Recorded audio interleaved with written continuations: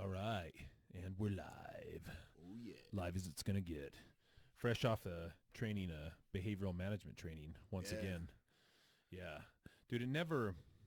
It, it's always kind of, um, I don't know. It's weird going from group to group when we're doing those trainings. hmm Just for those of you who don't know, Jeff and I do behavioral management training occasionally, and we've done it for a couple of different programs that work with youth, right? Yeah, yeah. I think like three now. And um, and yeah, never. It's always a different crew, just based on like even geography from city to city, who tends to be more engaged and willing to kind of like, because willing to take in some of the concepts. You know what I mean? That's what I was trying to. Do you think it's geography?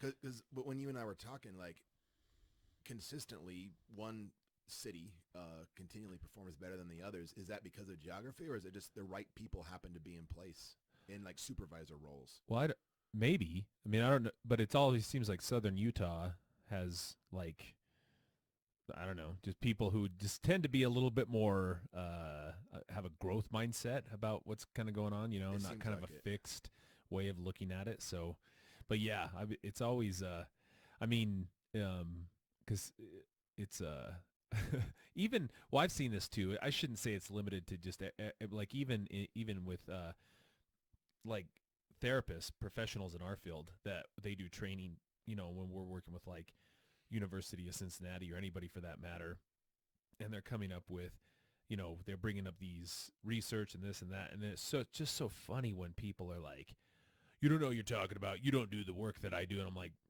well, they have the research to show that of people who do exactly the work that you do, and that this is what's known to be effective, and yet you're resisting those things. Like, where does that come from? I think pride. Yeah. Yeah, I mean, like, because I've felt that internally, and I've had to like push back against myself. Like, for example, you personally are responsible for my growth through the whole denial and empathy Yeah. like so. Well, what's prideful about that? You didn't invent those terms. Well, which is how I was able to bypass it. But Okay. you know how it is though. Like Yeah.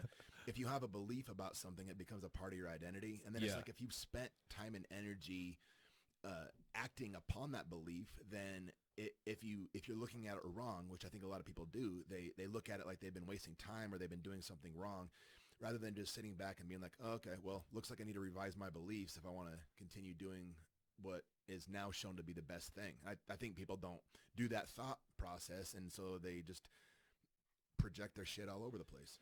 Yeah, I get, it's weird because I guess my mindset of it is anytime there's an advancement in our field clinically, like I'm excited about that. That's kind of cool. And if and honestly, it's like if the research supports it, and even if it's, you know, different from what I'm doing, like that should be something you should get jazzed about, right? Like I don't know why you'd hold on to things that only you believe is to be true, as effective and whatnot. Well, what would you like?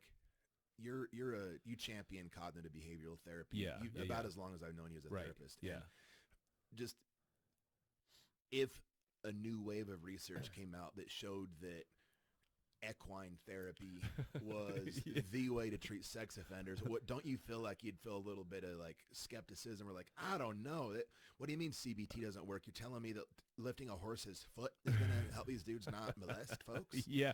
Okay. Well, give. I mean, if it's that outlandish, Yeah.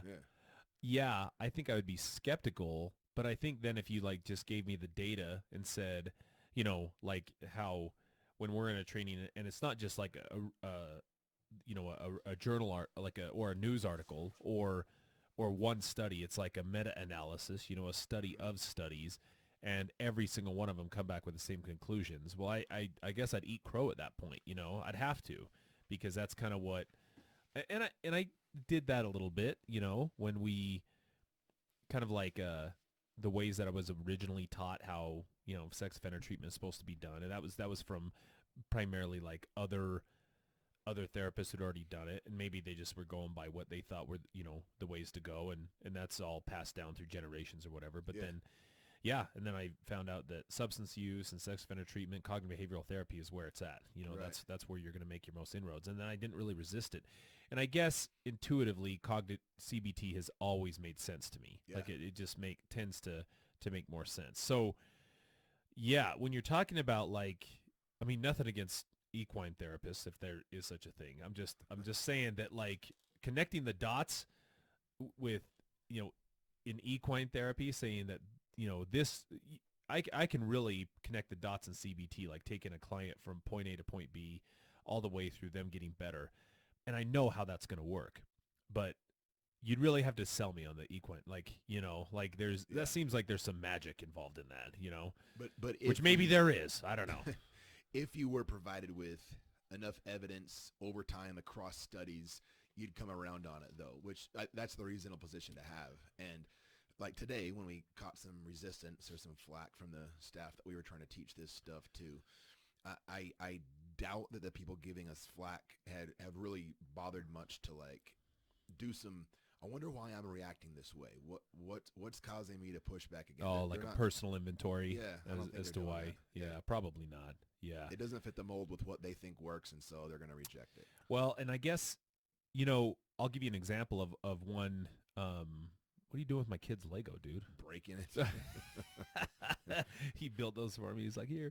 Um, I, I, I, you know, one of the ones and I think people have done a better job explaining it to me, and then I've read up on it, and but initially, like one of those that have a lot of research that wasn't really explained to me very well was like EMDR. That was explained to me, and I said, well, why does that work? That sounds a little hokey. And the answer I received was, it just does. And I'm like, well, that's not good enough. That doesn't cut the mustard for So me either. even if you did give me research and didn't give me like an explanation as to why it worked, I'd still have a hard time with it, I think. Yeah. And I did. And then some people explained it. Like Matt, I think when we interviewed with Matt, he did a pretty good job of explaining EMDR kind of in a succinct way. And then I've had other therapists explain it to me, and I was like, oh, okay. I mean, I'm not going to start training in it, but because there's just as much evidence to say that CBT is useful for trauma as there is, for EMDR, but I'm not going to knock it anymore. I've gotten away from that. I mean, it's still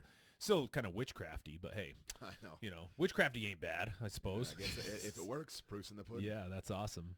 So yeah, I'm kind of excited about this episode. We haven't done a news reel here in a long time, right? Yeah, exactly. Yeah. So we were going to talk about what are some trending topics in the world of sex offense news, as I hope all of you subscribe to on a pretty routine basis, by the way. Oh, yeah, and we had a bunch of new subscriptions this last week. That was pretty cool. Hey, beautiful. I know, right? Several of them are my students, but hey. We'll count it. Right? What can you do? Yeah. So what are you, what's your story today is kind of going back to something we talked about last time, right? Yeah, from the episode LGBT ... P. Yeah. We had a Q in there too somewhere, right? Yeah, yeah, I think so.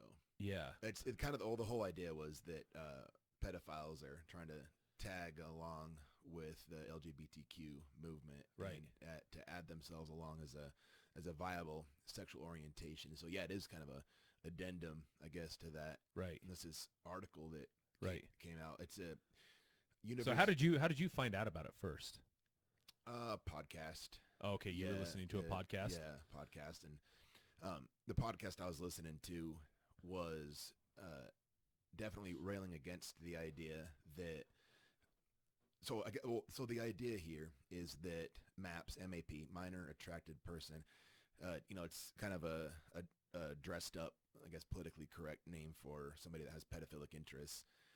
And the idea behind calling them MAPS is to destigmatize it and allow for people that have attraction to children to not deal with the social stigma and to have it be more accepted. And so, predictably, the most people's take on that is to push back entirely, because I think what happens is that people, we're going to get into this in a minute because I have a kind of a complex take on it, but I think a lot of people's initial reaction is thinking that this is a way to usher in pedophilia through the door. It's a way to normalize it and make it okay.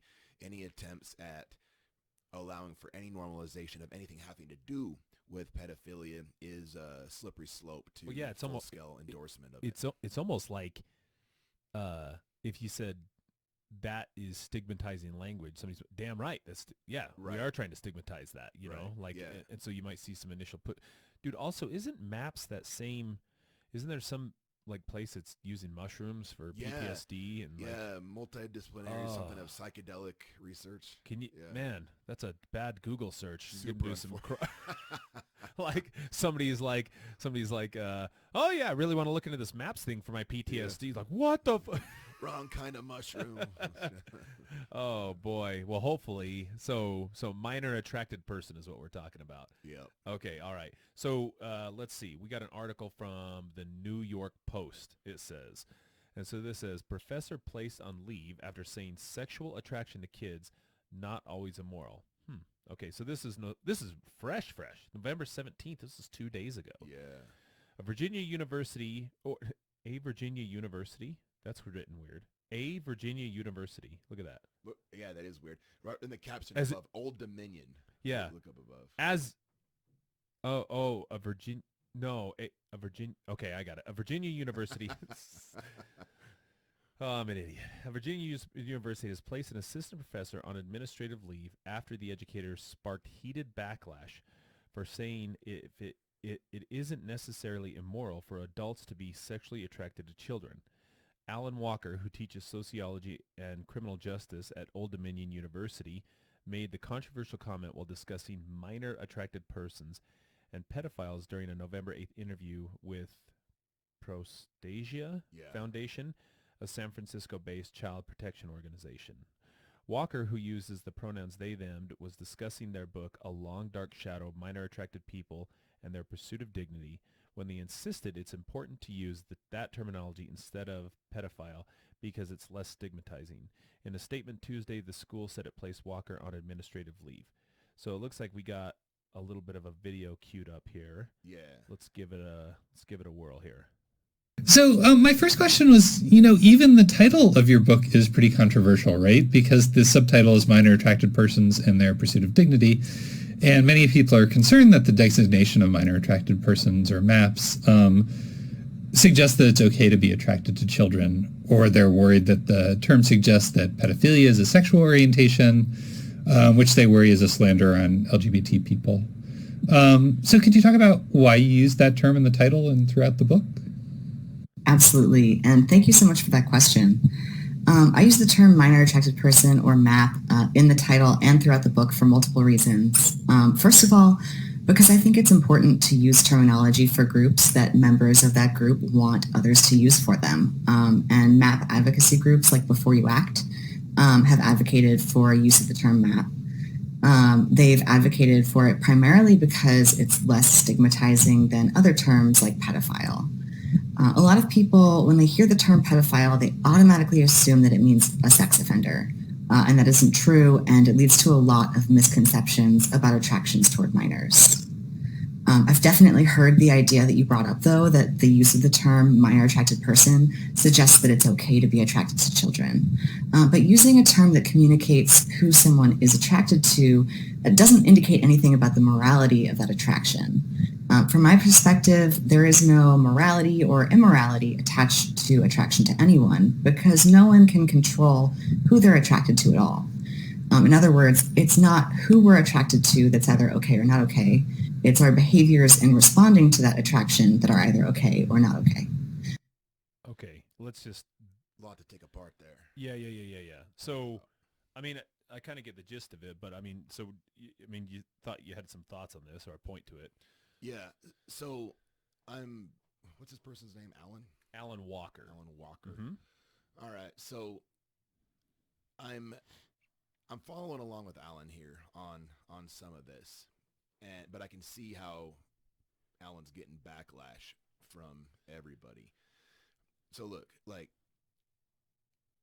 first and foremost, like, 100% against anything having to do with acting out sexually towards children, like 100%, obviously. And I think that when people hear somebody like Alan talking about this, they think that they're trying to kind of make it okay or usher that in, or at the expense of hurting pedophilic people's feelings, that it's like, well, I think people make the mistake of thinking that Alan here is saying it's better to cater to pedophiles' feelings than it is to make the overarching goal to combat against child sexual abuse. And I don't think that's what Alan's saying. Well, right. But and the weird part about this is too, is like, even as you say that, like, what a disclaimer. Like, nothing that comes after that disclaimer is going to be well received. Nope. First and foremost, I want to make sure that everybody knows child sexual abuse is we don't tolerate that. Like, I'm not supporting this. That being said, it's like almost like at that point, it's like, oh, okay, here we go. What's next? What's coming out of this dude's mouth People next? So already stopped listening. Right. They're like, oh, here we go. So it's definitely an uphill battle when you're kind of doing this, but like, so kind of aware of why the backlash is happening. Mm-hmm. And I mean, and again, it would be an idea to what degree do we have a growth mindset about this, that we're willing to kind of look into this and say, okay, well, really, what's Alan talking about in this circumstance? So and so you're not necessarily well, I don't know. Are you agreeing, disagreeing? What do you kind of see where Alan's coming from? But. Yeah, the part where I think Alan went wrong here is saying that that having pedophilic interests isn't a moral issue.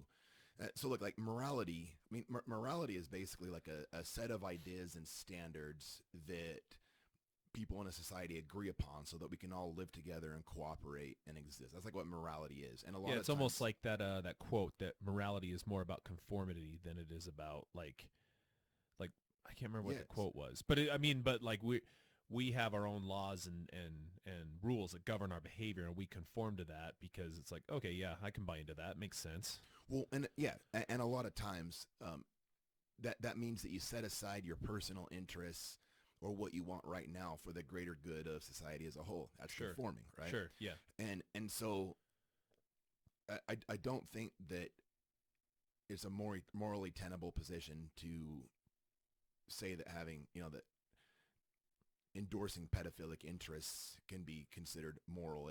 It's certainly not acting on it. And I think that's where Alan here has drawn the line, is saying that acting on sexual interests against children is really bad, obviously.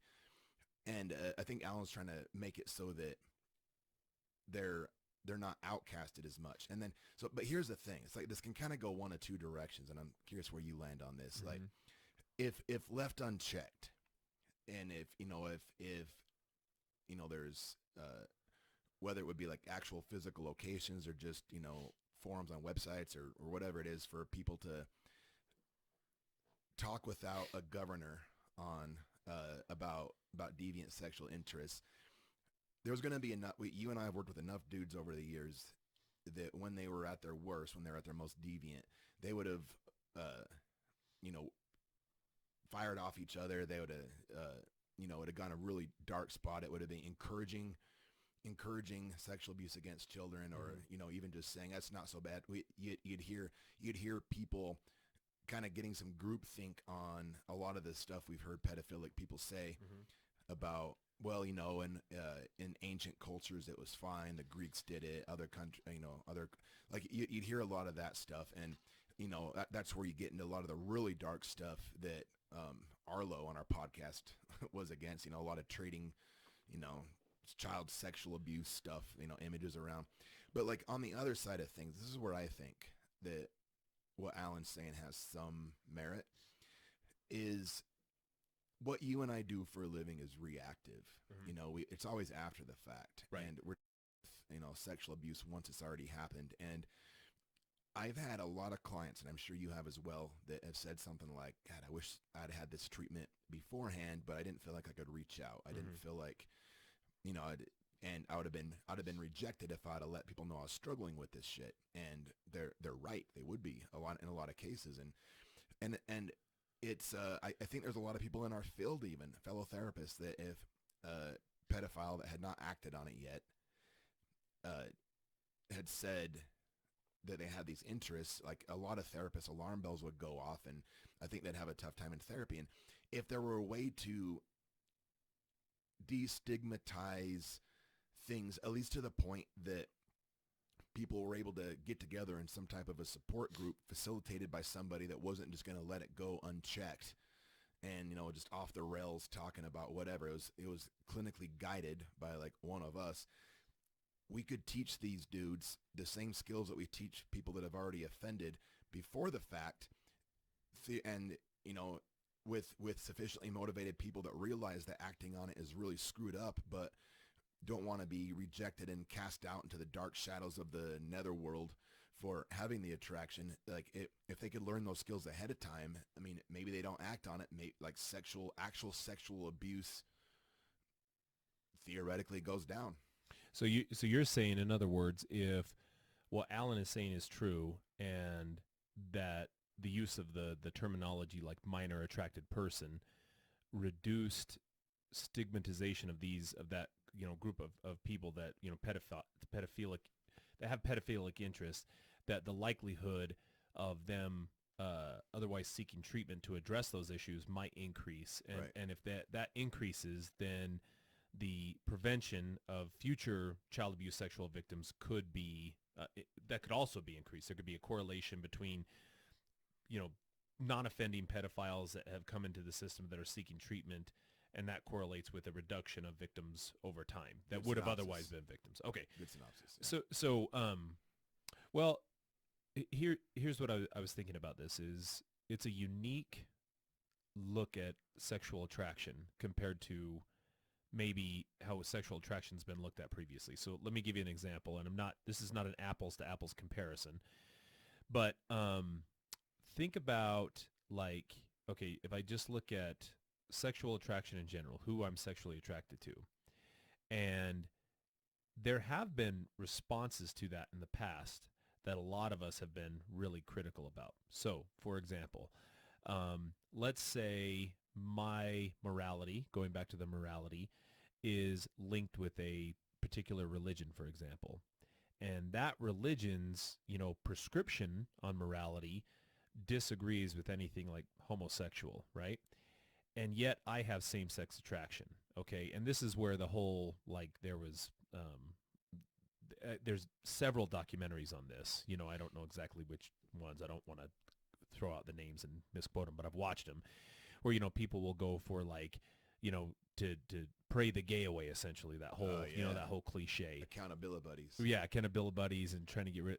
And now we look on that. Now, however long ago that was, people look at that and they are like appalled by it, and maybe rightly so.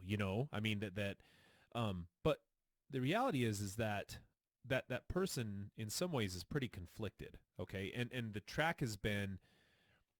I think without knowing context, what's happening there, I think the track has been, well, no, they should just embrace their sexuality. And if they have same-sex attraction, so what? Which, by the way, I totally agree with. The problem is the individual. The individual is conflicted because they have a belief in this, moral prescription that's given to me by my religion that maybe I'm very devout to, and yet I'm having same-sex attraction, and then there's a lot of conflict internally there, and helping them resolve that. So just saying, no, just be gay and be happy. Okay, I think that is a way of saying, I'm okay with you being gay, and so you should be okay with that. And the guy's like, well, no, I'm not okay with it. And the reason why is because I believe in this, but I also have these feelings about this, right? Right. Now, so in that regard, we've been much more receptive to the sexual attraction piece and tried to embrace it, right? So that's kind of where a lot of people's mentality goes when it comes to sexual attraction that's not just heterosexual attraction. Now, when you start talking about pedophilic attraction, you can't really go in that direction. Nobody's going to be like, yeah, you just embrace it, bro. Like, nobody is going to go in that direction, right? Right. And rightly so, because now we're encouraging otherwise like illegal type of behavior. So and moral or immoral starts to be this is where it starts to be kind of problematic. And this is why I would say the moral point to this, sometimes my obligation as a therapist is to provide empowering my client with skills and attitudes and a thought process that's going to enrich his lifestyle and improve his lifestyle, right? His or her lifestyle, not cause more problems. Does that make sense? Yeah. So I can't, Right. having them embrace that. I'm also getting to the point where I'm having them embrace an attitude that could possibly lead to illegal activity. Now, it's not necessary. So of course I want to do that. So that's what I'm saying is this is illegal behavior. This is like me. And again, not an apples to apples comparison, but just recently here in Utah, we were able to, like I had anything to do with it, but in Utah, they legalized marijuana on a medical side, right? Which is kind of nice from a therapist, because I talk to my clients so often about marijuana, and, they make pretty damn good arguments about why weed is better for them, compared to like Xanax or something like that. But I had to harken back to always, well, yeah, but it's illegal. And unfortunately, if you keep using it, it's going to cause problems in your life. It's going to lead to more dysfunction over time. Mhm. So the counter, I think, to that would be, how does, and that's not that what Alan is saying, that embracing pedophilia as a lifestyle, but just making it less stigmatizing. But I think you'd have a hard time convincing the general public that you're not embracing it to some degree. And at the end of the day, it's always going to be illegal. It's always going to be harmful, As it should be. as it should be. No. And to Alan's credit, going back to the point where never ever should this be like condoned to act upon this behavior. Right. That's never right. But Which I think Alan said. for sure, Yeah. 100%. So I'm not trying to take words out of context. I'm just saying that yeah, I don't know how you I don't know, you are kind of validating and simultaneously working on them not acting upon, a way of Yeah. you know what I mean? Like you're it's like moving in both directions It's at the like same time. you're okay, but not really. Right. Yeah. Right. It's like Right. we're cool with not what you're doing. You Right. know? I mean, I definitely can get on board with the idea that I don't think anybody has a crystal clear explanation as to why adult men and women have attraction towards, children. I don't think anybody has a great explanation for that. And I think the explanations are as vast as the type of, Right. people I've heard a lot who, of reasons. right. So I don't know in terms of accountability if this is one of those nature versus nurture things, or if you can just drop back to like, well, this is just how they were born, or this was reinforced over time, or anything. I don't know if you can. I have no clue. I mean, I don't think anybody really has an answer to that, right? And just throwing out, because they're sickos, that doesn't help, okay? Right. I also don't know how much it matters either. Like, so if nobody knows, then how much does that matter? And so I think it's okay to validate that they're experiencing those thoughts, and that those thoughts are distressful, and what can we do about those thoughts? I think that's important because, and to that end, I do agree. I think that if people had a forum in which to discuss this in a way that they're not just going to be cast out and they're actually going to be able to get some help, we might be able to increase the likelihood that they seek treatment prior to offending, which the damage is already done at that point. You know what I mean? So back to kind of your point was, how can we do that? But I don't know. I mean, yeah, how do you validate something that is not only illegal, but nobody's ever going to get on board with?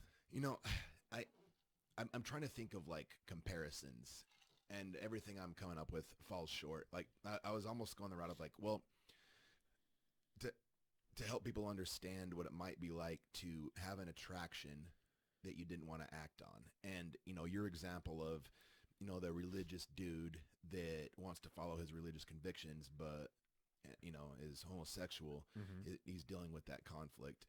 And, our job as a therapist is to help them achieve their goals.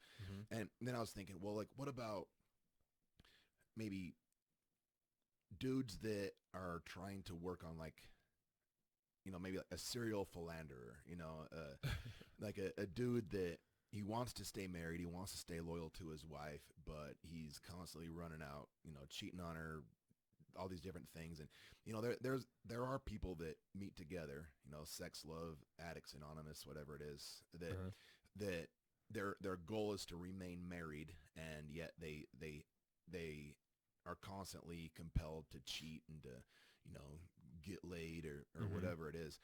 But that metaphor doesn't work either, because that's not illegal or necessarily harmful in the same, even in the same ballpark Well, as right. child sexual abuse. It's You not even in the same. Right, you can place a value judgment on that behavior if you Yeah. want, you know, and say, yeah, I mean, you can have an opinion about it and say, I don't think you should, you know, be doing that while you're married or whatever. Yeah. Okay, that's fine. You have an opinion about that, but there's nothing illegal about Right. it. I mean, and spare me the adultery piece. I mean, I know that's illegal. illegal I in know, 40 like, states. yeah, SWAT team ain't gonna come in Yeah. and arrest somebody for hooking up with somebody.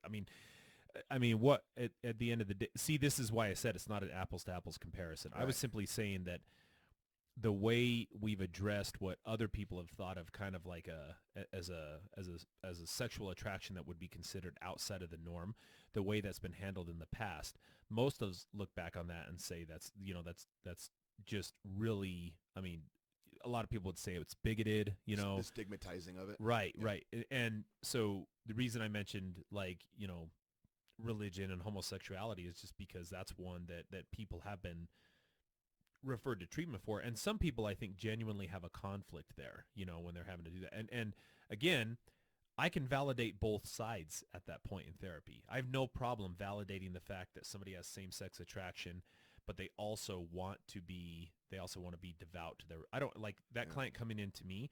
I wouldn't just start shitting all over their religion. You know, that's not what I would work on. I would help them resolve this internally Hey, by you'd be helping. out of line. Right.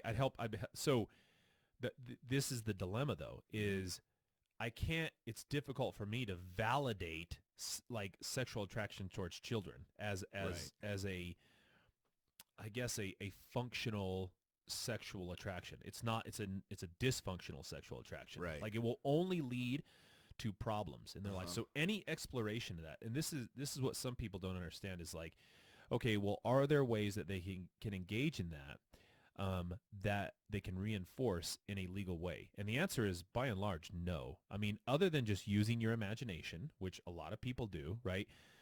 I don't think many people are aware of this, but let's say I drew a picture. I just hand drew a picture. And let's say I was a pretty good artist too, and I hand drew a picture of me engaging in sexual activity with a child. What would I then be in possession of? Well, child pornography. Right. It's Yeah. illegal to do that. You're not allowed to do that. Like you cannot do that. You cannot depict this in virtual reality. You can't have any depictions of these things if you're using them for sexual purposes. So there's no way on this planet, well, at least in our country, there's no way to engage in this behavior in a legitimate legal way to reinforce the behavior. So that's why I'd have a hard time validating that and then helping a client like explore how to, you know, what to do about this. Well, what? Right. As far as the validation piece, so you've had clients that have pedophilic interests that, I mean, aside from being in prison for it, justified it and were just fine with it. They know they would make arguments for it. But I bet you've also had clients that wish to hell that they didn't have that arousal. Oh yeah, for sure. And I don't think that they wanted to make arguments for that. Right. And so it's like, I think and I don't know what it would look like, because I'm still trying to work it out myself, but I think the benefit is for those guys to, like, okay, for a person to be able to come forward with, you know, and be able to say, like, all right, I've got this problem, I've got this arousal, I'm a good person. I know that if I act on this, I won't be being a good person. I'll be causing damage. I just don't want to feel like alone. I don't know where it came from. I don't know if I was born this way. I don't want it. I don't know where it came from. And that person exists. And there's a lot of people that feel like they're the only one that has this, what must feel like a curse, you know, because I think like I don't have any say over my sexual orientation. Mm-hmm. And, like, you know, lucky me, I'm straight, and Mhm. so society's been pretty kind with that. I Yeah. like adult You don't women. have to put up with Yeah, nonsense. yeah, exactly. And I think, like, how much value I get out of my relationship with my wife, you know, and I just get to thinking like, damn, like what if my entire orientation, or I won't call it orientation, just I was aroused by kids. Like that would be pure hell, Yeah. you know, and Knowing what you know knowing about, what I know, right, being an adult heterosexual male, like that would be pure hell. it would be pure hell. Right. And, you know, I wouldn't want to act on it, but that would feel lonely. I'd feel like a freak. I'd feel like something was wrong with me. If I didn't feel like other people understood my position, it would be easy to be like, man, what's the point? I mean, people get suicidal, and then some people kind of develop a case of the screw-its, and they act on it anyway because there's kind of like a why not piece. And I just wonder if enough of those people that know they shouldn't feel that way were able to say, hey, you know, I dealt with it too. And similar to like a person that's 20 years sober and, you know, Alcoholics Anonymous being like, yeah, I know what it's like. Here's how I got through it. And, you know, that would give people a chance to be like, okay, I know I have these interests. I probably need to not be a scoutmaster. I probably need to not work in a nursery. Yeah. You know, and So essentially you'd be teaching them like almost like treatment. prevention techniques from getting into high risk situations where engaging in that behavior is higher. And the other thing I think is worthwhile is exploring the idea. See, this is where I don't know if anybody would have okay, as opposed to treatment, but like how back in the day, if I did have same-sex attraction, the idea would be to get me into a relationship with a lady, you know, or something like that. I don't know if people would be opposed to trying to reinforce what we would consider like normative sexual attraction with somebody on this end. Like I think people would be a little bit more open to that because a big tenet of CBT as well is I can't simply just eliminate the unhelpful thought process, like the ineffective way of thinking. I can't just eliminate that. I have to replace that with new and more effective ways of thinking. And so, you know, I've always kind of been a believer of, you know, your sexual interests don't necessarily change over time, they expand. And by expansion mean I've kind of always been interested in girls, right? And I think I started noticing interest in girls maybe 13, 14, you know, before then they just had cooties and whatever. But that doesn't mean I'm interested in 13 and 14-year-olds. It expanded by virtue of I got older, my peers got older, and I naturally started to become more attracted to same age peers and older peers as a result of my sexuality expanding, So I think like anybody with pedophilic interests would also have that. So to the degree that this would invite more people into exploring it in that direction, like, okay, can we help you with prevention strategies that teach you about high risk situations and triggers both internal and external, and, you know, realistic and effective ways of managing those, while at the same time helping you kind of bolster more healthy ways of sexuality, whichever direction you choose at that point. I think anybody can get on board with that, right? But man, I just don't know if it's wrong, morally wrong, you know, on our end to stigmatize that. I mean, think about it like this. You're saying it's not more, say that again. It's not. I don't think it's morally wrong to stigmatize that behavior. Stigma suggests that there's like a kind of natural apprehension or you know, negative sentiment towards that behavior, right? Should be, yeah. And I think that's okay, yeah, right? I think that's okay. And like you said, if I just woke up tomorrow and I started having sexual attraction towards kids, I'd hate it, right? Because of the stigma. Like that's where, when I'm saying validate, I'm not trying to say like I condone it or endorse it. I'm just saying if it would be difficult to, like, I think Alan's being accused of normalizing it, which I don't think that's what Alan's doing. What I think rather is that, you know, if we can encourage people who are experiencing that for whatever reason to seek treatment as a means of prevention, everybody pragmatically should get on board with that. Like you make that argument to say, look, we know statistically that cognitive behavioral therapy is effective at treating this subgroup of a population of clients. And right now we're all reactionary. So the only time these people come to our attention is after they've committed a sexual offense. What if we made treatment a little bit more inviting and less like, attack Yes. oriented or confrontational oriented, such that these individuals would be willing to seek this treatment prior to them committing an offense? I don't think anybody would disagree with that at that point. I don't think so either. That conversation is really hard to get off the ground, though, for the reasons that we just talked about. Yeah. It's tough to get people to tune in to a conversation long enough to be able to articulate everything you just said to arrive at that piece. And because you talked about, he said, I don't think it's wrong to stigmatize that behavior. And I agree. And especially when we're talking about behavior. And when you were also talking about that sexual attraction expands over time, I don't have the numbers on this. It's probably pretty easy to find, but I mean, most people that have pedophilic interests seem to be non-exclusive pedophiles as opposed to exclusive pedophiles. Meaning that they have attraction towards adults as well. Correct. Yeah. Do you know the numbers on it? No. Okay. No. I'm sure. Here, let's let me look that up. Yeah, look it Keep up. going. Yeah. So I mean, if I have a client, but actually, now that I'm thinking about it, a lot of my clients that sexually acted out or sexually offended on children also happened to oftentimes be married at the time, to an adult, male or female.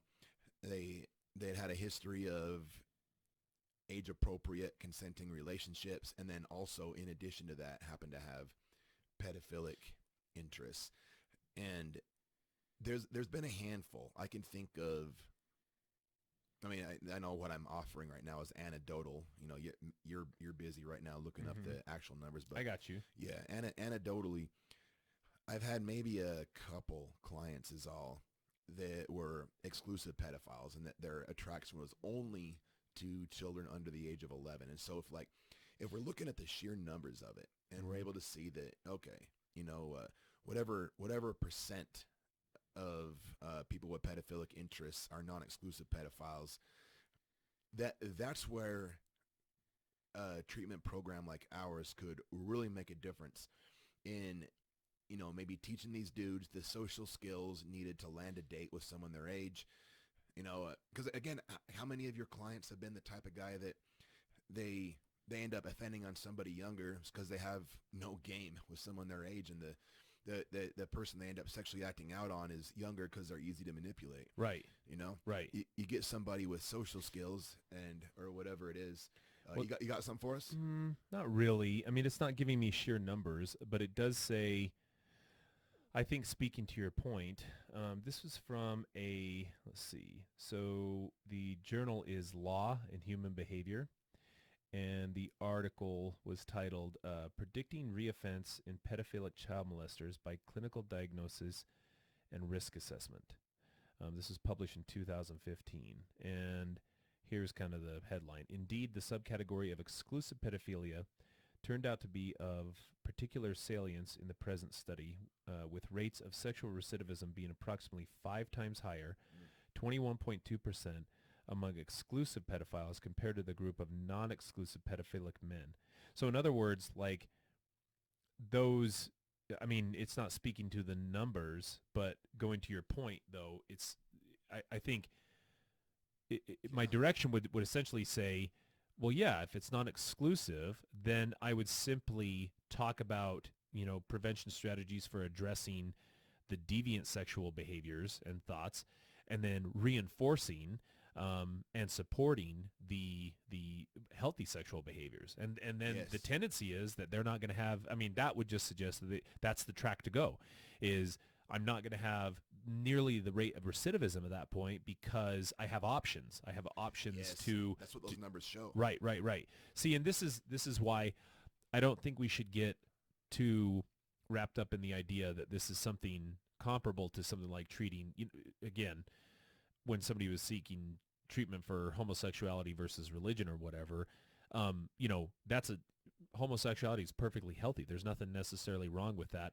on a moral level or on a just a physical level. But this, on the other hand, is illegal, and most it would therefore identify it as being immoral. Right. So we have to have other options that are more functional for the client. I mean, that's the number one thing, because it can't just be, especially for clients that come to us, it can't just be about, well, because this is the right thing to do. Nobody listens to that. It's what are my other options? And so even Yes. with exclusive pedophiles, I think you would have to move it in another direction. You'd have no choice, because if the only option is this, that again takes away from a central tenet with CBT is, I'm going to help you address your unhealthy behaviors and ineffective ways of thinking, but I'm not replacing them with new, more effective ways of thinking. And if you don't do that, then you're only getting half the That's a tough one. right. You're only getting half the stuff. So, yeah, I guess to be continued. I wonder what I'm kind of curious what's going to happen with this. Me too. Alan Walker. I think Alan, not that Alan's going to listen to Guerrilla Social Work No, podcast. but, no. But I think the mistake was bringing morality into it and trying to normalize it on a moral level. Right. People will react to that on a visceral level, as do I. You Right. know, it's immoral, but like enough people that have pedophilic interests don't want it. And Right. and the numbers that you just read, that non-exclusive pedophiles reoffend way less than exclusive pedophiles, show that with presented with options, which is where you and I come in, then that they wouldn't they wouldn't offend to begin with, maybe, if they didn't feel like they couldn't reach out. So yeah, to be continued. Yeah. And this kind of goes into this this story that mine's more of a kind of a so I've always thought, I bring this up in my classes a lot. My students will appreciate this. So have you ever noticed that when a word, we were talking about the word relapse, okay? And the proposal at one of the places where the students was doing their internship was, let's not call it relapse. Let's call it reoccurrence of use, which, or sobriety, period of abstinence, right? I'm like, okay. Or addiction, substance use disorder. Okay. So I'm just pedophilia, minor attracted person. Do you kind of get the trend here? Like, I don't understand, when you make something more politically correct, why do you have to add more syllables to it? Like, I'm burning more calories, Dude, doing this. Like, language. if you went the other direction and made it shorter, I swear more people would buy into Dude, it. yes, yes, and I know I'll let you run with this, but just language has a purpose, and it's to convey ideas. Efficient language conveys ideas in as succinct a way as possible. And so, yeah, if we're looking for a way to communicate ideas, and if we're trying to change people's minds on a different way to communicate ideas about something that maybe needs to be dressed up in a politically correct manner, I think the direction that you're about to take it is perfect, because we're talking about efficiency of language, efficiency of words. If I say minor attracted person, it takes me a beat. Like, because I'm saying, like, are you minorly attracted to me? Like, like, or are you attracted to dudes who... Are you does that mean you're kind of attracted, like minorly? or are you attracted to dudes that get coal and dig out coal from the earth? Yeah. I guess they're rugged. I mean, that's I'm just saying, it could mean a bunch of different things. So this was an article from the Denver Post, and so the headline is, should Colorado still use the term sex offender? A state board is considering new language. State sex offender management board looks to move away from labels. All right. So seeking to move away from labels that can work against a person's rehabilitation, Colorado Sex Offender Management Board plans to vote Friday to replace the term sex offender in its own guiding principles. The board is considering several new terms, including clients, adults, or individuals who commit sexual offenses, who engage in sexually abusive behavior, or who are in treatment for engaging in sexually abusive behavior, or who have committed sexual offenses. Right there, I have 10 times the amount of syllables. Like, imagine you had to say all those in one fell swoop. Roll. So just when I say, like, all right, Mace, what type of clients do you work with? Sex offenders. Okay. Everybody knows what we're talking about. Yes. If I say pedophiles, everybody knows what we're talking about. Yes. Right? Yes. Like, I mean, that's helpful. I mean, and my question is okay, let's say, so like relapse, do you know where the term relapse came from? Like if we, well, so this is what was brought up, and I was like, okay, so here's the tricky part about this is then when does this new thing become stigmatized? Because this term is still linked with a behavior that all of us think is pretty bad, like that's what we're all thinking. That's why it became stigmatized in the first place. So like here, let's just do an experiment, okay? So let's Google the term relapse. Okay, let's see here. Just give me a definition here. Right up top. Right here? Right above it.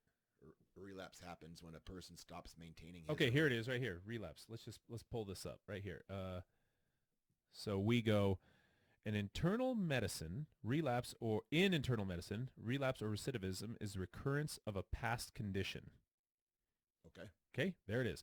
A relapse happens when a person stops, and this is again, this goes back to the drug use piece, right? Mm. This is from the Alcohol and Drug Foundation.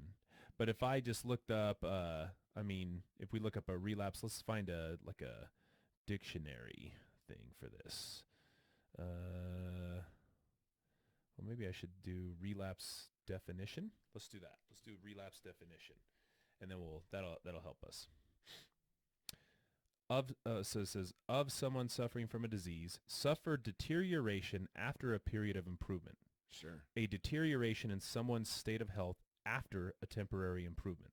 Okay, so all I'm saying here is look, that's a relapse was never part of substance use treatment. That came from, it's a medical term that is exactly that meaning. Suffer deterioration after a period of improvement, which is exactly what a relapse is. So who's responsible for stigmatizing this other than the idiots that, like us, that keep saying it, right? Yeah, and like right. giving it a negative connotation, which I've always said, well, a relapse in a behavior is not necessarily indicative of failure on the client's end. It's just a relapse to a doctor would mean, oh, we need to change up your treatment plan. Right. We need to give you a different medication. It's not a moral judgment. Right. It's just we need to adjust this. So my thing is like you're just kicking the can down the road. How long is it? Are we talking about 20 years? That reoccurrence of use is now going to be the new stigma? And then what do? Go back to relapse, or do you add more syllables to that? Because reoccurrence of use would then carry the same stigma that relapse currently has, because reoccurrence of use gets tied with the same moral injunction that got tied to relapse. Well, right, because now it's these words. Well, now right. It's these sounds now that produce this feeling. Right, yeah. So it's these sounds, like, so if you're now saying, going back to this article, if I say in treatment for engaging in sexually abusive behaviors, that's going to be the term now, or the sounds that come out of my face that now start to provoke that. And unless it's looked at on a fundamental, like unless there's a paradigm shift, right, it's not going to make any difference. Like I don't understand why, like, focus on the fact that this language is there for a good reason. It's kind of like there's a really good TED Talk from a guy named DJ Jaffe, and DJ Jazzy Jeff. Yeah.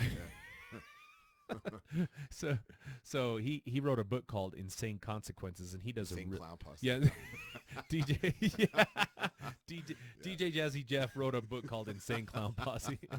So no, DJ Jaffe, DJ stands for something. He's not a DJ, but DJ Jaffe, I think his name is Jaffe. It looks like it. Jaffe. Yeah, that's right. Sounds right. Insane Consequences, and basically he's talking about like how everybody's trying to be super nice about this stuff and moving away from terms like mental illness, when that is exactly what it is. Like he's kind of pointing out, mental health sounds like the opposite of mental illness. Like, like these are mental health issues. He's like, I wish I had mental health issues, like I had more health. And I get it, because words do have meaning, and when you take it away from them, again, we are giving those meanings to those words. So if I increase the terminology, the meaning's still going to be attached to it if our attitudes and our paradigm doesn't change towards that. Like retardation. Yeah, like that. Like, and again, I mean, I think to some degree, because of how that's been used, and it's how it's been like, and it's like, it's different. People because did that though. I get it, Yeah. but it's in some ways, so if I say like a flame retardant, you can't say that. Yeah. Like, what else am I supposed to say? Yeah. And again, the only thing you do is add more syllables to it to make it better. You know what I mean? But I mean, like, I think the reason why that was because that was stigmatizing a group that never deserved the stigma in the first place. You know what I mean? Nobody can defend that position. True. Like attacking people with like, mental disabilities. Yeah, right? Like, you're a dirtbag. yeah. Yeah. I mean, somebody says sex offender. Okay, like, Get him. yeah, nobody's like really defending that point except for like this. And don't get me wrong, I understand the premise here, but I don't know if it's going to move away from this. So this kind of goes on to this part here. It says, the board, which governs the standards for treatment of people convicted of sex offenses, is far from united on the issue of person-first language in this context. Members split 8-7 in the spring, vote to adopt new guideline principles concerning language.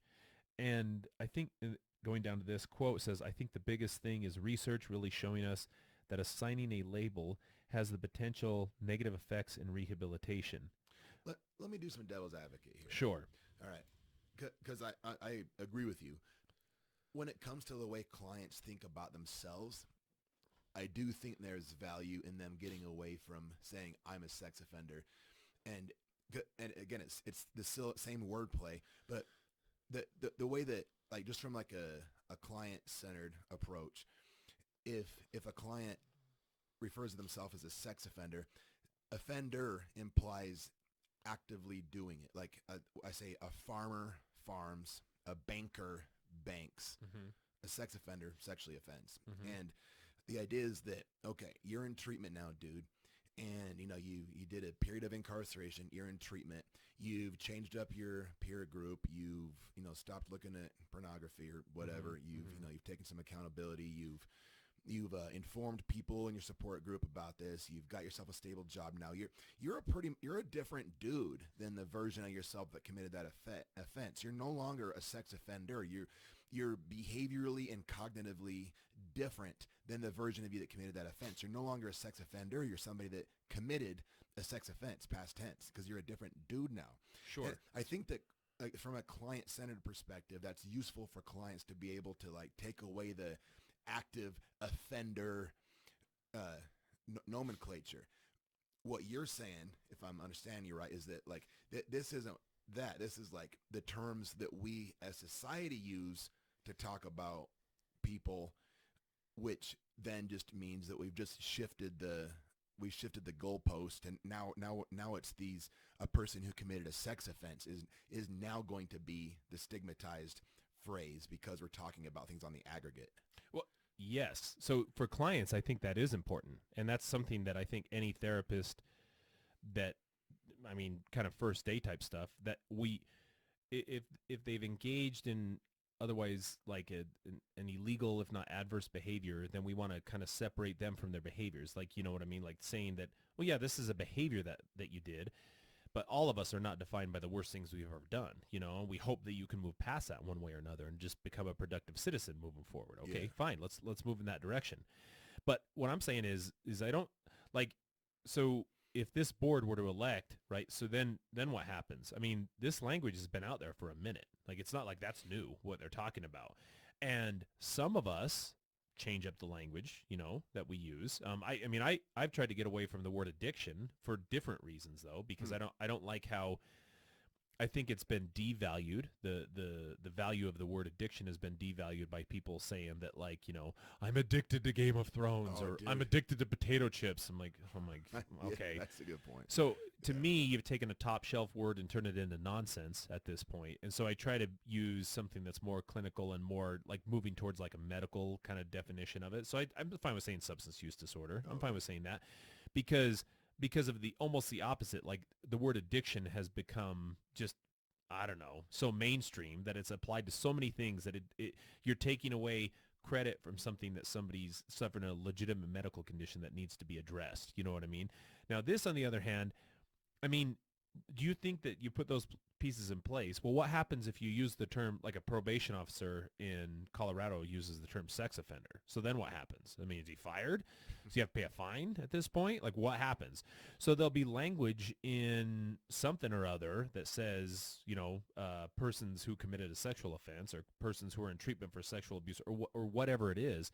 But does that really move the needle in terms of public sentiment about people who've committed a sex Not a offense? chance. Right? No, I don't think so at all. Yeah. So now you're just shifting the stigma. You're kicking the can down the road. Like so, I mean, from a client's perspective, yeah, they deserve to realize I'm not my worst behavior. I can move past this, and I have other options in my life. Provided that I'm going to serve my time, do this, I'm going to move on. But I just don't know. I don't know if you're really making a big difference here, other than I did this and I get to feel good about That's it. what it is. Yeah, which, Yeah. I mean, fine. I mean, that's cool too. If you did that and you feel good about it, good for you. So like some version of virtue signaling, kind of. Yeah. I mean, I don't know. I don't like calling, I get it to some degree. I don't like calling dudes felons or inmates or, convicts. I don't like calling them that. Their name works. Yeah. Yeah. Like I agree with labels. But I mean, I just like simplicity too. And I like being able for everybody to get on the same page. And sometimes when you pollute that and there's professionals working in this field, it's almost like I guess the drawback, and maybe this is me being lazy, is like it takes you a longer time to get everybody on the same page in terms of what we're staffing and talking about. So I don't know if that's any significant consequences associated with that, but yeah, it's definitely kind of tricky. I don't know. Just kind of misapplied. Good intention, I think. Yeah. This is kind of a funny cap I saw in here. Says, ironically, even if the board votes to scrap sex offender, it cannot change its own name.